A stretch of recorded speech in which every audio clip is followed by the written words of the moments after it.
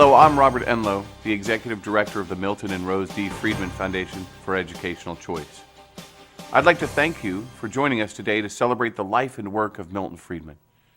I think all of us know the depth of Milton's contributions and how much we as a society have benefited from his work.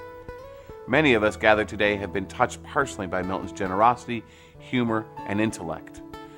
The Friedman Foundation is dedicated to making sure that his legacy is not lost, and that we all redouble our efforts to ensure that everyone is free to choose. That's why we are proudly helping to sponsor events across the country to celebrate July 31st as part of the Friedman Legacy for Freedom program. There are over 50 events occurring in 47 states, and we're very glad you're here to join our celebration.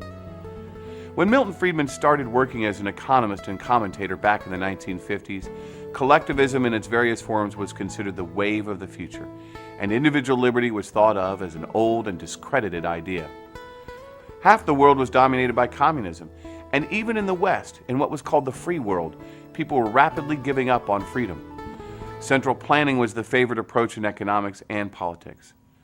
Over the course of his incredible career, spanning 6 decades, Milton Friedman worked tirelessly to restore our confidence in freedom.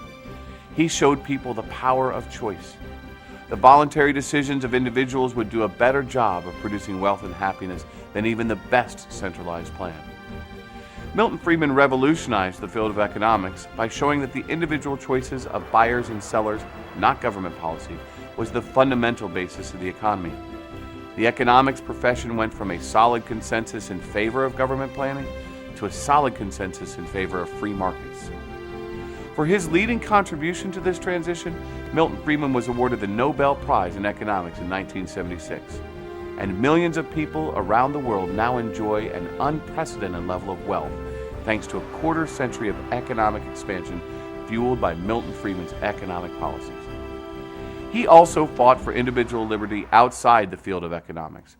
His impact was felt in almost every area of public policy and in almost every area of the world. It's not too much to say that Milton Friedman's arguments for freedom were crucial to the downfall of communism, as well as to the policy reforms at home that have greatly enhanced our individual liberty. In the last 10 years of his life, Milton Friedman focused on the freedom of education. He had become the father of the modern school choice movement after his 1955 proposal to give all parents vouchers that they could use to pay tuition at the school of their choice. In 1996, along with his lifelong emotional and intellectual partner Rose, he started the Friedman Foundation to educate the public about the benefits of school choice. When we started, there were only 5 school choice programs in operation.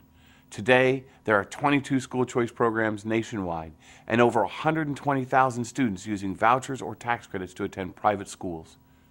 It would be nice to say that collectivism is dead, or that government is organized to promote individual liberty and not centralized control.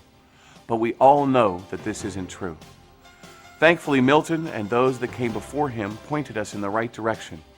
And it is our job, those of us that come after him, to make sure that we continue his legacy of individual liberty and freedom for all. Thank you again for joining us today to celebrate Milton Friedman's legacy. We hope this starts a new tradition that will last for years to come.